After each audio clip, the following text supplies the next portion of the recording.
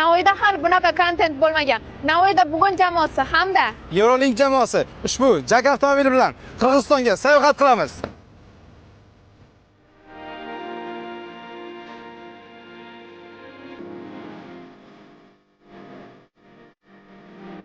Sayohatimiz davomida biz Navoiydan yo'lga chiqib, naqd 1300 km masofani bosib o'tamiz va Qirg'izistondagi Issiqko'lga kirib olamiz. Navoiylik obunachilarimizga esa bizning jamoamiz bilan bepul sayohat qilish imkoniyati bor. Buning uchun sizdan faqat aktivlik talab qilinadi. Ushbu videoga like bosing va do'stlaringizga ulashing.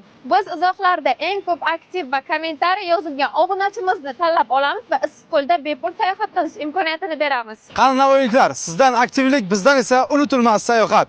O'z brendini tanitmoqchi bo'lgan navoiylik tadbirkorlar esa ushbu raqamlarga bog'lanishingiz mumkin. Yo'lga chiqish sanasini esa keyingi videoda e'lon qilamiz.